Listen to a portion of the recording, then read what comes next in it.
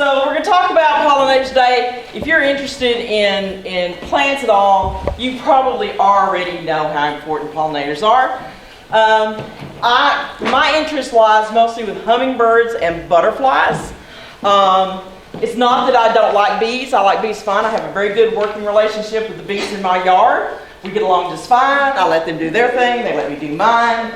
I got a couple of bumblebees that are a little bossy, but other than that, they're a great bunch of folks. But we're going to talk kind of some general things about pollinators, and then I'll hit the hummingbirds real quick.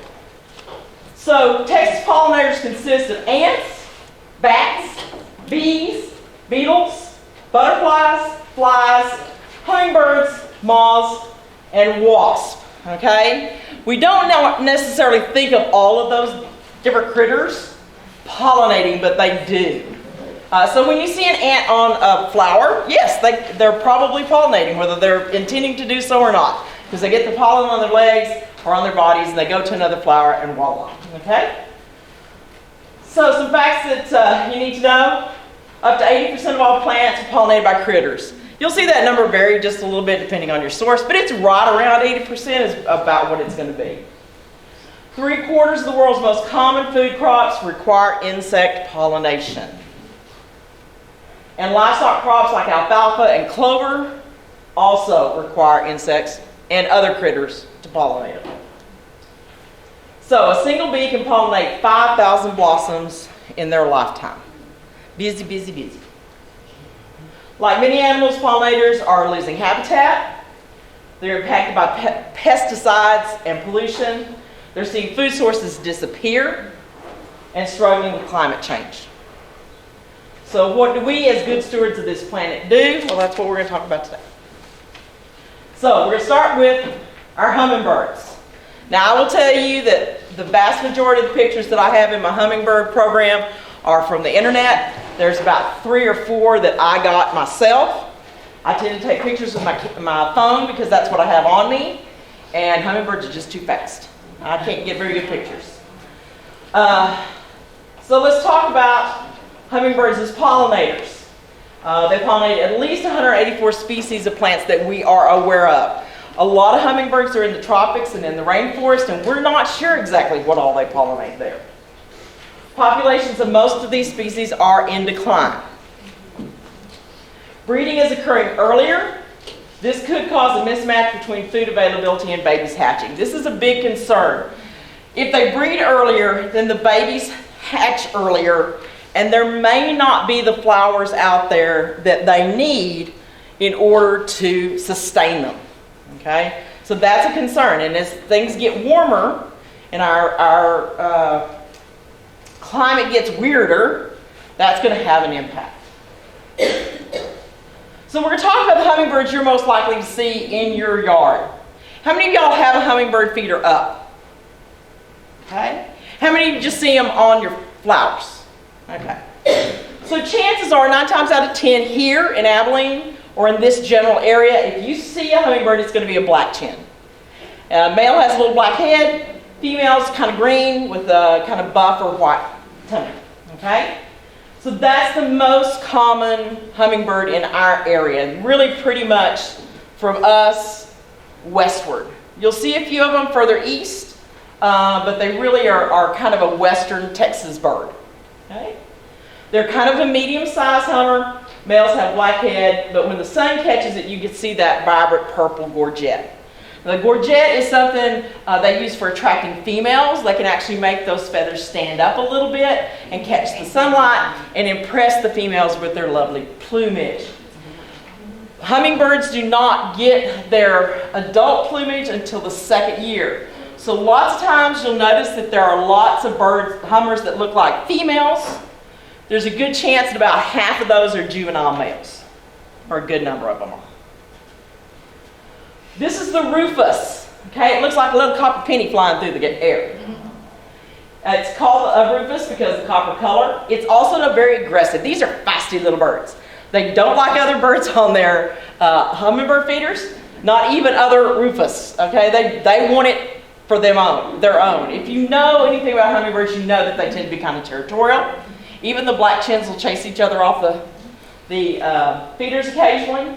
But the rufous are particularly aggressive when it comes to protecting their feeders. Yes, ma'am? When you show two pictures like that, does that mean one's male, one's female? And one's female. Okay. And one of the things about the rufous females, you'll notice that she's got some of that copper color on her too. And sometimes that copper, it's really funny. I've seen some of them, the green, go all the way up here, and then they've just got caught in the copper around here. But if it's here, then that's going to be a male. All the official sites claim that rufous are only in this area during migration, but I know people who live in the country who see them all the time.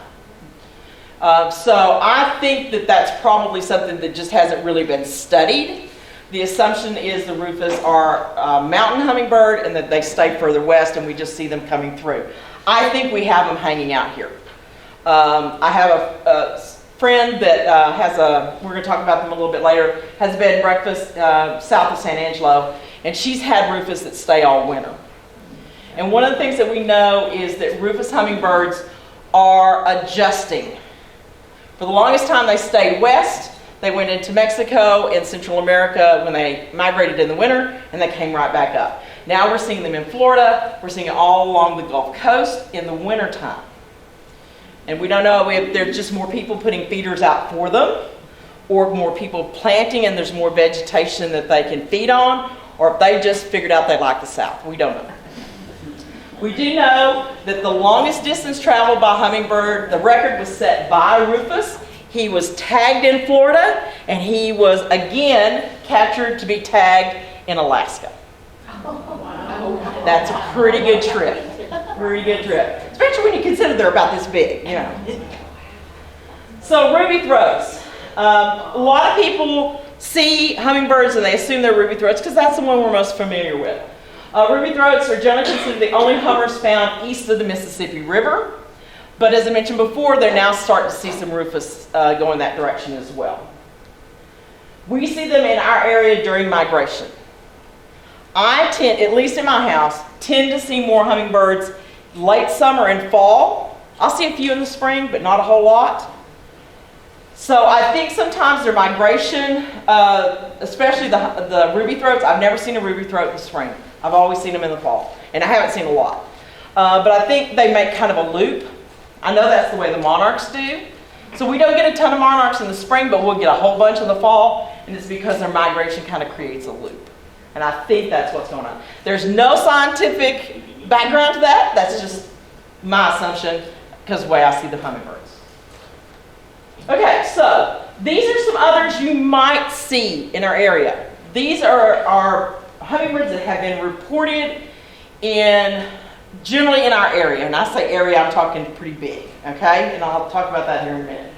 So we've got the broadbill, which is this one. These are all the males, because the females have a tendency to be much less colorful, and sometimes they all look alike.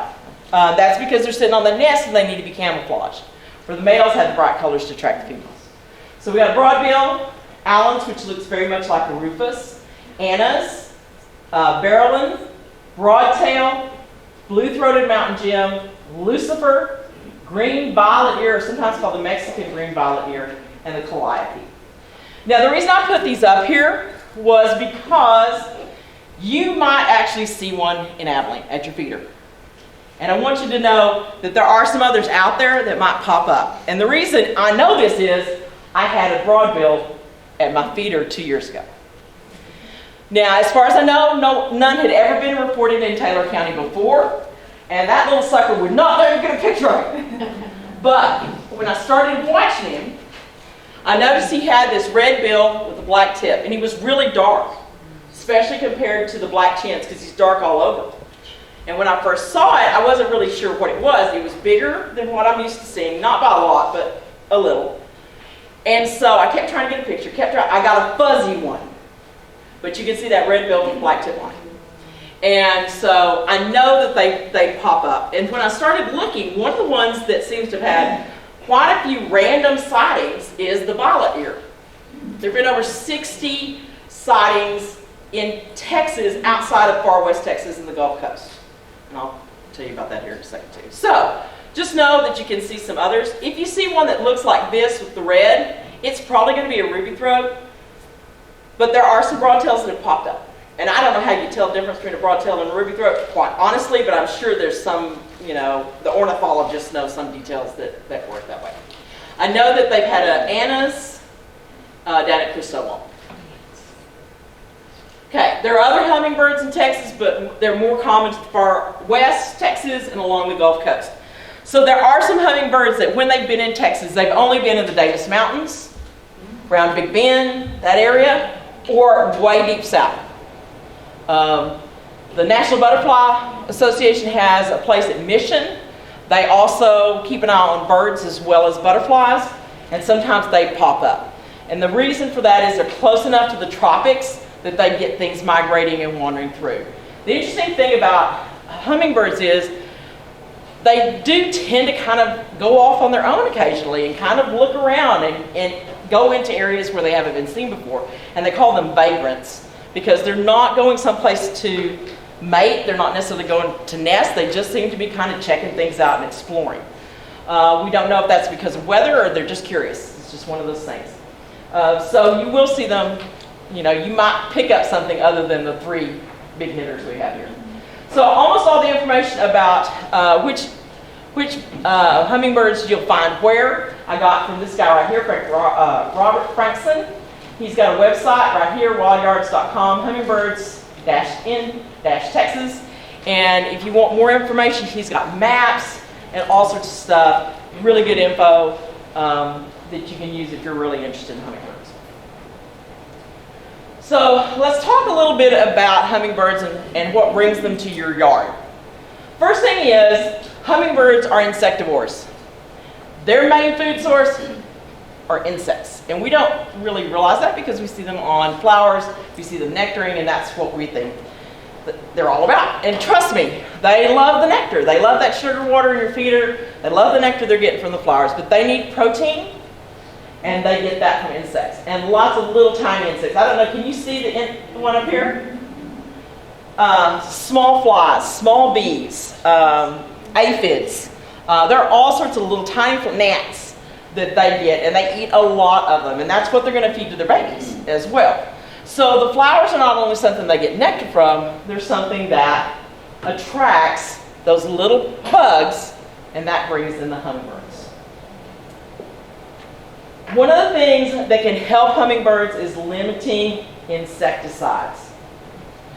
Let's face it, insecticides are just that. They kill all insects. You cannot just spray your yard for mosquitoes and hope you're not going to kill anything else. They're, you know, it's like Roundup. You may want Roundup to kill that plant right there, but if you do it on a windy day, it's probably going to kill something over here too. That's just the way it works. So, I'm not a purist when it comes to being an organic gardener. There are times when I take the nuclear option. Usually involves spider mites. For some reason I just can't, you know, sometimes you get a bad infestation of spider mites, you just can't get rid of them. But I think we have to be careful when we use insecticides. I try to avoid them whenever possible. I try to use organic means, but even some of the insecticides that are considered organic will kill things you don't necessarily want to kill. It's just the way it is. Okay, so nectar provides hummers with the calories they need to keep them going. That's like their energy bar. That's going to keep them going and let them get out there and get all those little bugs that they need to get and share them with their babies. Okay, I'm going to get on my soapbox here. Okay? And I'm going to do it because I have made the same mistakes everybody else does. I put out a hummingbird feeder and I left it. Okay? How many of you have done that? You just left it out there for, you know, no telling how long. You know, I had a friend who left one out for all season. And she's like, I don't know why the hummingbirds aren't coming to this. I was like, dump it out and see. She goes, oh, there's mold in there. Oh yeah, there's mold in there. So you have to keep those feeders clean. And it takes time and it takes effort. And one of the things that I've done is I'm not putting feeders out as much as I used to, because especially right now with it as hot as it is, you're just going to have to be changing those things all the time. So I've gone the flower route, and then I put feeders out in the fall when they're migrating. So you need to change the contents of your feeder at least every 3 to 4 days. And once it gets over 90 degrees, it needs to be every day. And I'll be real honest, I don't have time. So that's why I've cut back on my feeders. Yes? Are you going to talk about the nectar Yeah. in there? Yeah, we'll talk about that here in just a second. So if your feeder is moldy, if you find that it has a little bit of mold in it, wash it with some bleach water and then rinse it really, really thoroughly. And what I do is I just keep rinsing it and rinsing it. I smell it. If it still smells like bleach, I rinse it some more. And when I can't smell the bleach, then I figure it's probably pretty good, and then I put it in the drain rack to dry. I buy feeders that you can put in the dishwasher. So sometimes, I don't do it every time, but periodically I'll run them through the dishwasher. Because I figure if I missed anything, the hot water in the dishwasher, top rack, but that'll get it. Mold can kill hummers, and they can't tell if the nectar's bad. If it's really, truly bad, yes. But even if they get a sip of it, there may be spores or bacteria in that can harm them. So we want to try to keep them as clean as we possibly can.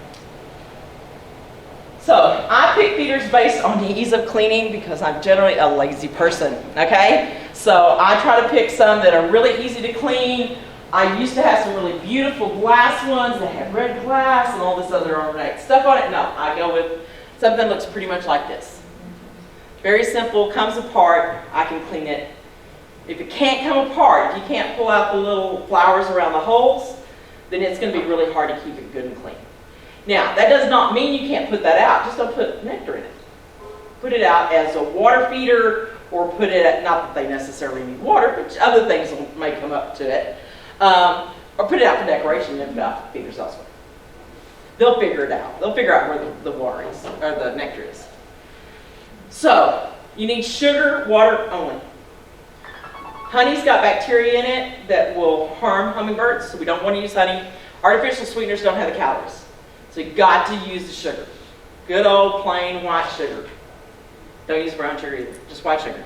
Because brown sugar has molasses in it. Okay, don't overfill feeders. This can cause leaking. Plus, if you're having to change them out real regularly, you don't want to have to dump that all out. I never fill mine more than halfway. And if it's really hot and I'm changing them frequently, it's even less than that. Sometimes it's just above where I can see it, and I know there's some in it. So that way you don't waste. Ants, bees, wasps can all be a problem. I bought a little thing called an ant moat. I got it off Amazon. They're cheap. It's just a little thing that you hook to the top. You fill it with water. Don't have to put soap or anything, just water.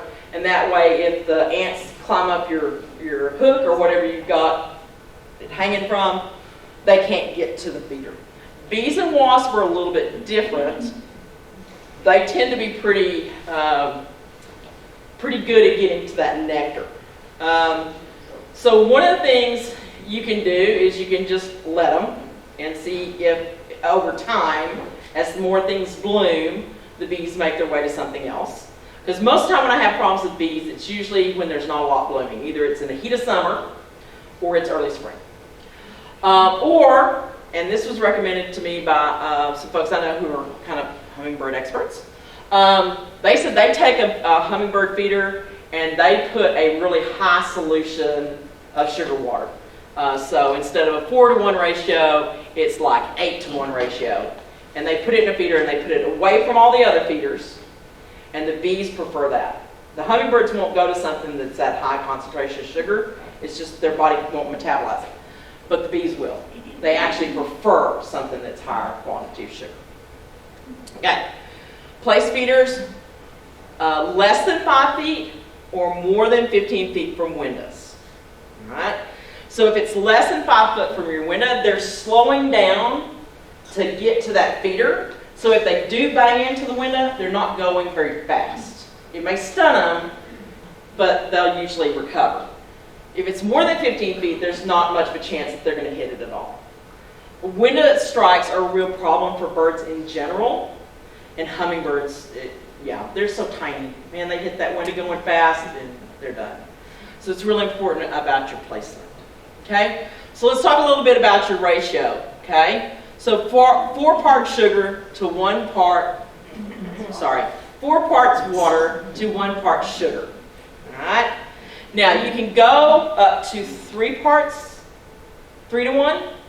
I do that in the fall when we're doing migration. That's a little higher concentration of sugar, and they seem to like that. They're trying to build up calories and put on body fat for the big migration. So 3 to 1 is good. You can go as low as 5 to 1, but I don't ever do that. I just stick to 4 to 1 or go up to 3 to 1 in the fall. And that's what I do there.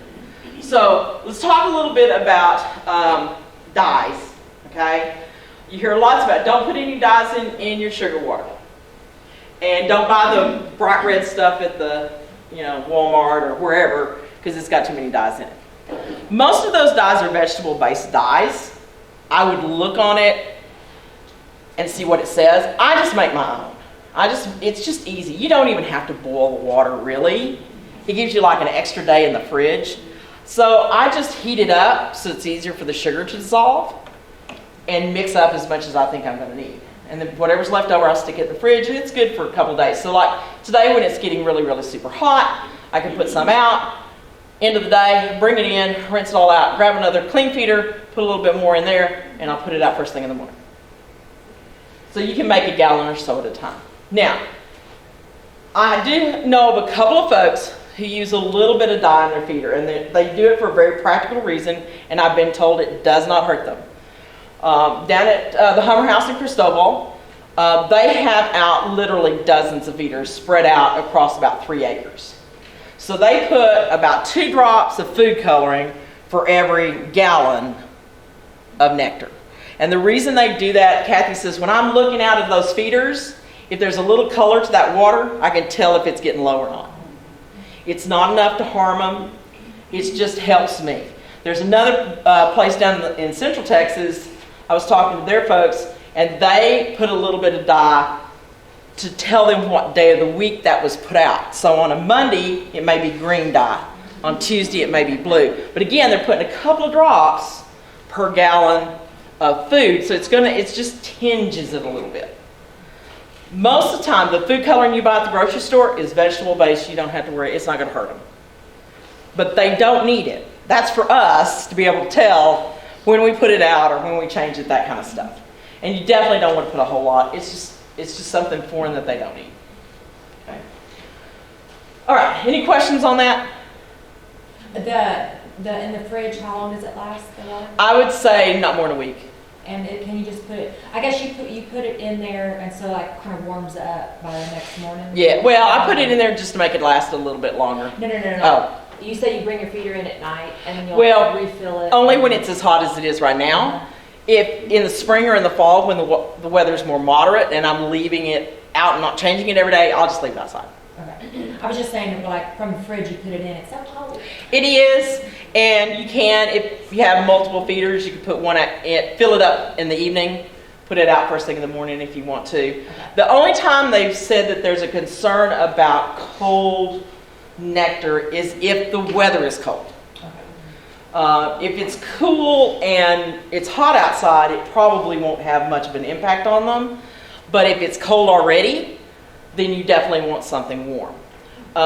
You can also, like in the fall when we have those kind of odd cold days that pop up or cold mornings, you could put a light bulb close to your feeder to kind of keep it a little bit warm. You can put twinkle lights around the top. You don't want it where the hummingbirds will come in contact with something warm, but you want it just to keep the chill off of the stuff.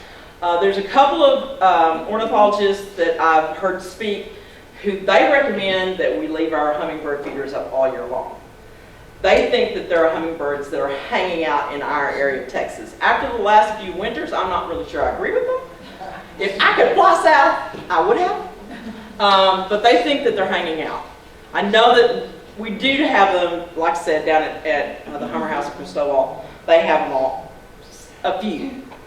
Through the winter. On a bird page I follow, there was a picture of a hummingbird with snow in the background. Yeah. They are mountain birds for the most part. And they do, if it gets really cold, they do what's called going into torpor, which is basically like mini hibernation. So if you ever see a hummingbird on a branch that's hanging upside down, that's because he's gone into torpor and he's just kind of spun over. Their feet when their muscles are relaxed, they actually clamp down. They have to unclamp. So when they sleep, it holds them up. But sometimes if the branch is thin, they'll just kind of flip over. And they say, don't worry about it, they're fine. They'll be okay. So they can handle pretty cold weather. Especially these guys, because they really are mountain birds. That's a rufous. Okay, those are a couple of pictures I took. I actually took those with a real camera, not my phone. And they're not great, but I'm kind of proud of them because I caught them. Yeah. And I cropped them. That's what I did there. Okay. So you don't have to have a feeder to attract hummingbirds. Like I said, I kind of moved away from the feeders until fall, simply because when I was teaching, I didn't have time to get out there and get them switched around. And now I'm just too lazy to switch around all the time. So, yeah. There are plenty of plants that will do the job, and I'm going to give you a list of plants that they seem to really like. So whether you want to fill a garden or just some flower pots, there's lots of different choices. So let's talk about some nectar plants. I used to do this, I just had a list, and I had a lot of people say they weren't familiar with the particular plant, so I did try to put some pictures in here to help just a little bit. These first three, if you only had 3 plants to plant for hummingbirds, these are the 3 I would plant. All right? First one is Flamicanthus. And I don't know why some of those pictures came up, not all of them. Let's see. Oh, there's the bush. So when I first started getting interested in hummingbirds, I was putting out feeder and I was getting focus, okay, nothing. And I went to a garage sale in my neighborhood, and those things were zipping all over the place. And I was like, okay, what's your secret? She says, you have a Flamicanthus. I said, what's a Flamicanthus? And she said, well, here it is. And she showed me, she had them all over her yard. And those things loved them. And I said, okay, I'm going to have to get me one of those. I found a Flamicanthus at a local nursery, planted it in my yard, and I've had hummingbirds ever since. Not that I have a ton of them. So that's something else I wanted to mention. I was told by an ornithologist, for every hummingbird you see, there's 5 in the neighborhood you're not seeing. So just assume, if you see one, that there's probably 5 or 6 in your neighborhood. My husband saw 3 in the backyard yesterday. So I'm thinking, ooh, that's pretty good number of hummers. Of course, they were fussing and fighting, but that's the way it goes. So Flamicanthus, now Flamicanthus does get big, and it'll die back in the wintertime, and you just cut it back in early spring or late winter, and it'll put out again. It likes full sun. Lots of times I tell people, when people say a plant wants full sun, it doesn't want Texas sun. This thing can handle Texas sun. Okay? They used to call them propane plants because the farmers used to plant them by their propane tanks, so it would cover it up in the summertime, and it would, you wouldn't have to see the tank out there. So this is a good one. Now it does seed. It'll throw out seeds, and you'll get them coming up. So here's what I'm going to tell you about that. If you don't want seeds where you see the little ones coming up, pull it up as soon as you see it. This thing sends it out in a taproot like nobody's business, and once it gets big, it's really hard to get rid of. I had one that was in my dry creek bed. I did not want it there. I've tried cutting it off. I tried pulling it up. I wasn't going to dig it because that's just too much work. But after we got all that rain, I got out there. I managed to pull it up. And that taproot was like this. Yeah, it was huge. Okay, so Flamicanthus is one. Second one is Salvias. Particularly Salvia grega. That's autumn sage. We're familiar with autumn sage. What color do they like? I find them on all of them. I love salvias, so I have tons of it. I've seen them on red, pink, purple, blue, just about everything. They do tend to hit the red and the pink and the raspberry a little bit more, but I don't know if there's a reason for that. They also like the galena, and I have one called Silky's Dream, which is a hybrid. They've been on that, and they like black and blue salvia. So any of the salvias that get fairly tall, the meadow sage is short. My bees like those and the little butterflies, but any of the salvias that get pretty good size, 2 to foot or better, they seem to like. So is salvia perennial? Yes, most of them are. Now there is a tropical salvia. The Latin is Salvia coccinea or something like that, and it will die back, but it usually reseeds. I had a few a couple summers ago, and now they're popping up all over my yard. So, and I just think. Okay, so this is the Galena right here. It gets big. If you do not know what Galena looks like, go by the Swinson house on the south side. Do we have some out here? We've got some out here too. So they've actually, it's almost a hedge at the Swinson house. It's along the back part of the property. It does well, and it can handle the sun. Which one's the Galena? This one right here. Okay. It's red. Okay. Kind of an orangey red, scarlet. This is black and blue, and this is a good old gray guy. That's a raspberry, I think. They're coming out with a lot of new cultivars of salvia gregae. I found that some of the newer cultivars are not quite as cold hardy as the old ones that I've had. I've had a few that I bought recently, had really pretty flowers, but they didn't make it through the winter. So they will not be coming back to my yard. They can't make it through our winter, then they're just not meant to be. Yeah. Okay, so Turk's Cap. Turk's Cap is one of the few things that we have that will bloom in the shade. It likes kind of dappled shade. I've got it growing under a pecan tree, and it blooms really well. It's another one that will reseed freely. I have found, however, that as long as you get them before they're too big, they're not that tough to pull up. And if you've watered really, really good, pull them up gently, put them in a pot, and they'll probably grow. You can give them to a friend or put them somewhere else in your yard. But they love Turk's Cap. So like I said, if you only had 3 plants, those are the 3 that I would go with. Beth? Yes? We also have the red Turk's Cap in the rain garden. Okay, so it's out in the rain garden. So y'all can check it out. There's also a whole bunch of hardy hibiscus out there, and they like hibiscus too. I've got pictures of that later. Okay, so cannas. And the great thing about cannas is used to be, the only cannas I knew were big and orange.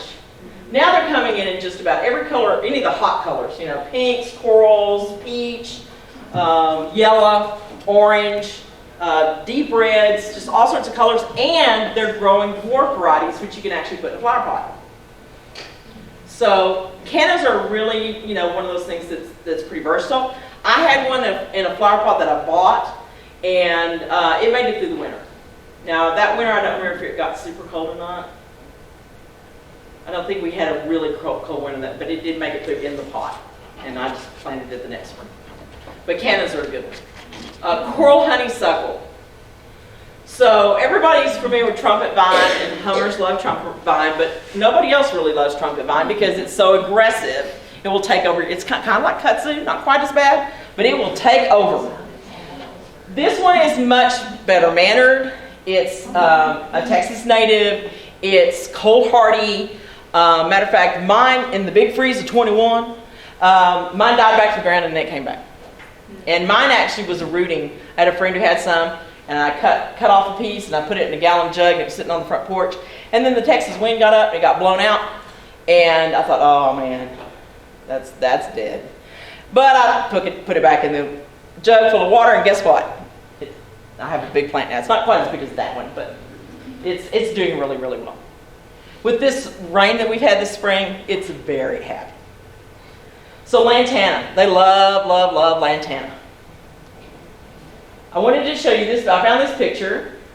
This is called a Rivoli's hummingbird. And he's turquoise and purple. They are beautiful. They look black from a distance, but if the light hits them, man, it's just like they light up. And I had never seen one before, but Cornell University has a West Texas bird cam in the Davis Mountains, and they have a hummingbird feeder, and you can watch it. I'll give you some information on that later. And that's where I first saw them, so you can see them in far West Texas. Beautiful. But they do like lantana. I do find them mostly on my Dallas red or the orange, less on the pink lantanas. But I've seen them on the pink too, just not as much. And of course, lots of different lantanas out there now. So, desert willow. I don't know if y'all are familiar with this. They love desert willow. They hang out in it. They fight over it. This is the regular desert willow. It's a light pink. It makes for a relatively small tree, though. There are a couple here in town over on North 10th and Willis at the CVS that have gotten big. But I've never seen them that big before. But normally we think of them about a 20-foot tree. The leaves look like willow, though they're not actually a willow. And they give you nice kind of dappled shade. And I've got mine in my backyard. They've also come up with some new cultivars. You can see this flower is much darker. It's called the Bubba series. First there was Bubba, now there's Bubba this and Bubba that. And they have darker flowers. Yes, ma'am? There's a desert willow out here in the first garden. Okay. Over there, and it's as tall as The building. So it may be that if they're happy and in a condition where they're getting plenty of water, they probably get bigger. I think in the wild the desert willows probably don't because, they grow in places like Midland. They're technically not native to Abilene. They're native west of here. And so they're not going to get as much rain as we do. So being here where they're getting plenty of rain, they're getting bigger, I guess. Again, no scientific facts behind this. That's just my assumption. Larkspur. Larkspur comes up in the spring. I don't know if you have larkspur. It looks great in the spring. It's beautiful. It will take over if you're not careful. And then it dies in June and looks horrible. And I just pull it out by the handfuls. And it reseeds. And you can share seeds with your friends. But it does really, really well. And it's one that's early. So those spring hummingbirds that come through, they can use it. Hibiscus. Now these are hardy hibiscus. This is the Luna. There's a Luna pink and a Luna rose and a Luna white and a Luna red. They get pretty good size. They also die back in the winter, but they will come back in the spring. Yeah, I actually have one that's in a pot that's getting quite a bit of shade, but it seems to be pretty happy. But yeah, they can deal with sun. They may need a little more water than a lot of other stuff. They're kind of a swampy. I think they originally were a kind of a swamp plant. They took them out of the wild and then they started hybridizing them. So I do give mine a little bit more water, but that's about it. So they can handle shade. They can handle a little bit. Mine gets morning shade and afternoon sun, and it's doing well. Okay, so bee balm. There's a wild version of this called horse mint. If you've been out driving around and seen a tall purple flower, that's horse mint, and it's all over the place this spring. And they will get on horse mint. They really like the fancy cultivars, and this is kind of unusual. Normally, butterflies, bees, hummingbirds prefer the originals, but apparently as they cultivize these things, they increase the nectar production for some reason. So it's a good one. Now, most of the plants that I've picked here, I'm just giving you some examples, but I try to pick things that were, one, for the most part native, not all of them are, but most part, and secondly, they're readily available. This one is a little harder to find. I have a little more trouble finding bee balm. We carry it usually at the plant sale, and occasionally it'll pop up in town, but not at a big box store. You're going to have to go to a nursery. If you go to the Metroplex, it's a little easier to find, but it is one that's a little more difficult to find. Red yucca. Boy, you can find red yucca anywhere you want to. Sorry, for bee balm, is that full sun, Texas sun? Well, I've got mine in full sun right now. I just planted it. I just got some. And now that it's gotten really hot, it's looking a little sad, but I think it's going to take a little bit more water. So I may end up moving it closer to the house because I tend to water close to the house and less as I get further away from my spigot. If it's really far away from my spigot, it gets no water whatsoever. That's where my wildflower garden comes in. But yeah, so far it's looking okay. When I had it before, it was in the backyard, and I think it was getting mostly sun in the backyard, but my dogs trampled it and killed it, so that's why it's in the front yard now. Texas sage. Now this is another picture that I took. I'm kind of proud of that one. It turned out well. That was also with the camera, not with my phone. And they do like the Texas sage. You'll see them hanging out in it and nectaring on it. Okay, so what if you have limited space? Okay, so one of my daughter-in-laws, they were living in an apartment in Denton, and she wanted hummingbirds. And so she planted a little container garden on her balcony, and she got hummingbirds. So there's lots of different things you can do. Container plants, really what you're looking for is a concentration of color. That's what they're going to be looking for. And that's when you can try some of your annuals. Pentas are great. I always put out pentas because butterflies like them and hummingbirds like them. Tropical hibiscus. I don't tend to buy a lot of tropical hibiscus because it means I have to winter it over, and I'm kind of, again, lazy. And so that usually doesn't happen. Million bells, that's Calabricoa. It's the little mini petunias. They love those in hanging baskets. And petunias as well, and then of course geraniums is another one that they like. So you could put together, like I said, she had probably 5 pots, about 3 of them were pretty good size, and some hanging baskets, and she did get them. She also had a little fountain, little tabletop fountain she put out there, and they seemed to like that too.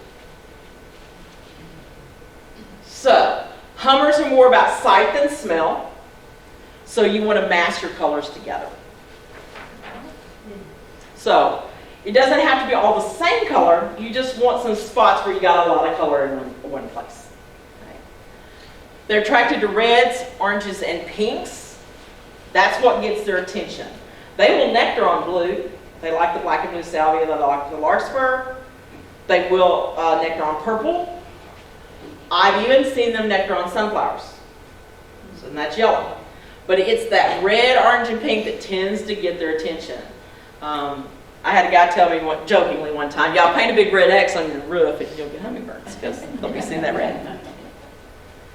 So are they out at a certain time of day more than others? Yeah, they're going to be probably out in the mornings and the afternoons. In heat of day, they're probably going to kind of try to stay in the cool.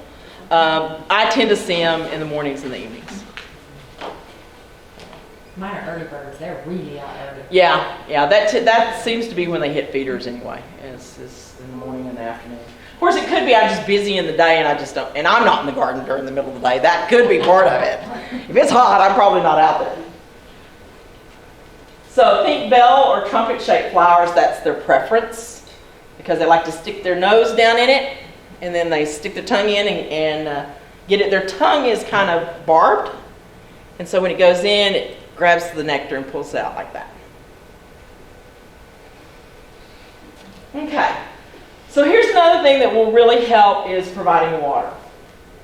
Moving water attracts all birds, but particularly hummingbirds. Because hummingbirds are around those plants and they're nectaring and they get that sticky nectar on them, they need to clean themselves. So they like water. Bubblers, fountains, shallow bird baths, anything where the water's not very deep. Okay? Running over a rock, edge of a fountain, or it's bubbling up. Another thing you can try is misters. Let's say you've got a plant that's got a lot of great flowers on it and then you've got a green shrub over here. Put the mister over where it's misting on that shrub, and they'll go over and the water that's on the leaves, they'll use that to clean themselves. We have the folks down at Cristobal, they have their misters on a timer. They come on every day at the same time, and the hummingbirds have figured that out. They know that at a certain time in the morning and a certain time in the evening, those misters are going to come on, and they come and they hang out. Sometimes they'll sit on the mister waiting for it to come on. They're pretty smart little birds. They figure things out. But providing moving water will get you all sorts of birds. Birds you didn't even know we had. So I've been talking about the Hummer House at Cristobal. As a master gardener, I am not supposed to endorse a business, okay? So I'm not endorsing them. I'm just telling you it's a cool place to go, all right? So this is on a part of the Concho River. It's a natural oasis. There's a spring there, and that's what's feeding the river. And as a result, lots of oaks and pecans have grown up around it. When the Browns got the house or got the farm, and I don't know if they inherited it or they bought it, Mr. Brown's a retired geologist. He realized there were a lot of cool birds around. And so he had some ornithologists friends at Angelo State and asked them to come out and start checking it out.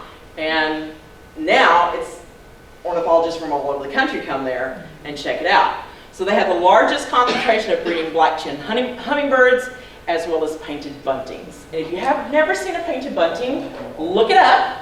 It's really cool. I had one in my backyard years and years and years ago. He must have been lost. And I thought it was someone's tropical bird that had escaped. And then I saw them at the Hummer House. I said, oh, that's what that was. All sorts of really cool birds down there. One of the nice things, it is a bed and breakfast. It is a business. And it's really fun to go down there and get one of their cabins. They've got different sizes. But they also have an observation room. And from April through July, on Saturday mornings, you can go for free and sit in their observation room where they have all these hummingbird feeders and they have a water feature and all sorts of other bird feeders and just watch the birds. And it's really cool. Now I will tell you that the hummers really come out in mass in the evenings and in the mornings. So you can't stay real late because they're paying customers. And you can't get there really early because they're doing their stuff, getting ready for the day. So that might be a reason you might want to go and stay there. I'm not saying that you should, because I'm not endorsing a business. I'm just telling you it's really cool. Okay? Beth? Yes? Do you want to talk about the bird banding? Oh, I totally forgot. So they ban birds there, and they're one of the few places that bans hummingbirds. And if you check on their website, or call them, they can tell you what's going on. I actually usually just send them a Facebook message. But they are banding every Saturday the month of June. So you can go down on a Saturday and they will actually, now it's so hot, they may not be, so you might call and check. Because the hotter it is, the more stressful it is on the birds. But I have watched them band hummingbirds. They'll hold a hummingbird up to your ear and you can hear their heartbeat. It sounds like a cat purring. It's going so fast. And sometimes they'll let you help release the birds, which is fun. So that's an option. But they have, like I said, ornithologists come from all over the country and come down there. And they do, I think there's only 2 places in Texas where they ban hummingbirds. And this is one of them. Okay, another thing, if you can't go to the Hummer House but you want to watch hummingbirds, is the West Texas feeder cams. This is from Cornell University. They've got feeders all over. Right now they're watching, in Montana, they're watching some red-tailed hawks fledge. They've got barn owls, they've got kestrels, they've got all sorts of different birds that they have cameras on that you can watch. But I like to go to the West Texas feeder because that's hummingbirds. In the wintertime, they actually put out food for other types of birds because there aren't as many hummingbirds there in the wintertime. But it's really fun just to watch them, and see how they interact with each other and fuss. And you get to see some that you would not see in this part of Texas normally because there's lots of different varieties. The nice thing is if they get an unusual hummingbird or an unusual interaction between birds, they'll post it on YouTube. And there'll be a link there at the bottom. They'll say, oh, watch the Rivoli's hummingbird that visited last week, or, watch this, whatever. They had Anna's, no, it was Lucifer's that showed up, which is pretty unusual. So that's kind of fun. And it's a good way, if you had a stressful day and you just want to relax and do something that does not require your mind to think, it's kind of fun watching the hummingbirds. Okay, I think that's it. Okay, any questions? Yes, ma'am. Yeah, is there any truth to the fact that when you get the hummingbird feeders, you got the yellow things around, the yellow versus the white? I think it's the red that's around it that's going to attract it more than anything else. I'm thinking not the hummingbirds The more bees? than the bees. I have heard that the yellow attracts bees. I don't know about the white. I don't guess I've ever had one with white on. They either have just red or they've got the yellow. And I have not found necessarily that yellow is a problem. I've got lots of flowers, so there's lots of variety. Oh. So I really couldn't speak to that. Any other questions?